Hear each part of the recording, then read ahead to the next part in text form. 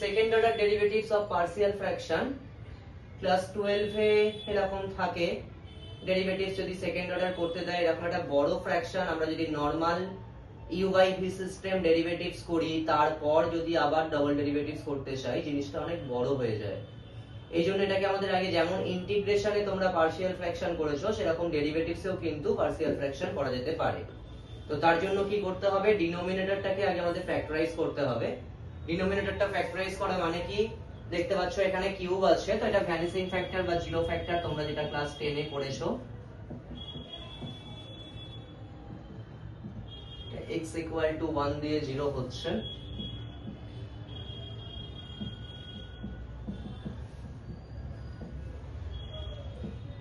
তাহলে এটা x cube minus x square minus 5x, মানে minus 5x square plus 5x plus 6 plus 6x minus 6, মানে x minus 1 x square minus 5x plus 6। এটাকে আবার factorise করলে আমরা দুটো ফ্যাক্টর পাবো, কি কি, একটা x মাইনাস 2, একটা x মাইনাস 3।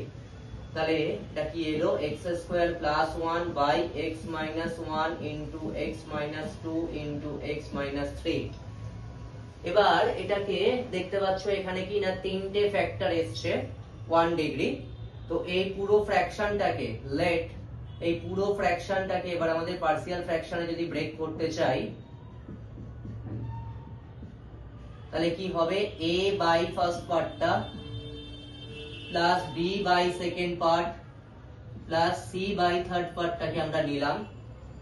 এরপর দেখছো তিনটে ফ্যাক্টর কি কি, x মাইনাস 1 x মাইনাস 2 আর x মাইনাস 3। তাহলে প্রথমে আমরা যদি পুট করি x ইকুয়াল টু 1, তাহলে বাঁদিকে দেখো, আচ্ছা ফার্স্ট আগে আমরা একটা কাজ করি, পুট না করে আমরা আগে এলসিএম করে নিচ্ছি।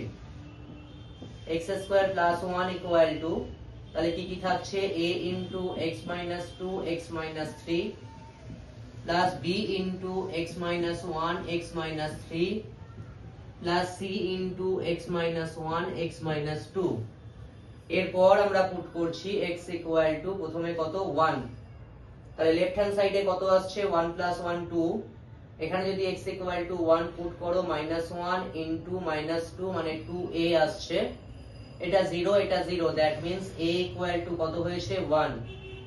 এরপর আমরা যদি পুট করি, আর একটা ফ্যাক্টর ছিল x ইকুয়াল টু 2, তাহলে এদিকে কত এসছে 2 2 আর 4 প্লাস 1 5, এটা 0 হচ্ছে, এটাতে কত থাকছে 2 পুট করলে 1, এটা মাইনাস 1 মানে minus b, that means b equal to minus 5।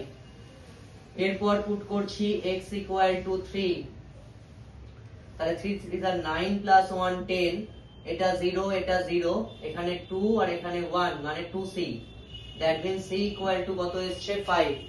abc এর ভ্যালুটা বেরিয়ে যাওয়ার পর আমাদের কি করতে হবে না, আমরা যে y টা পেয়েছিলাম সেখানে চলে আসি, যেটা ফ্র্যাকশনটাকে আমরা ধরে নিয়েছিলাম।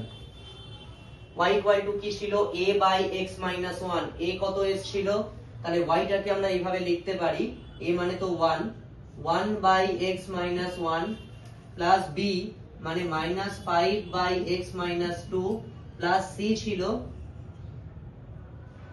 প্লাস 5 বাই x মাইনাস 3, এটা এলো y এর ভ্যালু। এরপর আমরা যদি এটাকে ডিফারেন্সিয়েট করি, ফার্স্ট অর্ডার ডেরিভেটিভস করছি, মানে y1 যদি বের করতে চাই, তাহলে কি হয়েছে, এটা মাইনাস 1 বাই x মাইনাস 1 এর হোল স্কয়ার, এটা প্লাস হয়ে যাবে 5 বাই x মাইনাস 2 এর হোল স্কয়ার, এটা আবার মাইনাস হবে 5 বাই x মাইনাস 3 এর হোল স্কয়ার, এটা y1 হলো। এরপর যদি আমরা এটাকে y2 করতে চাই, এটা মাইনাস 2 ছিল পাওয়ারে, তাহলে এটা plus 2 divided by x minus 1 এর হোল কিউব, এটা মাইনাস 10 হয়ে যাবে x মাইনাস 2 এর হোল কিউব।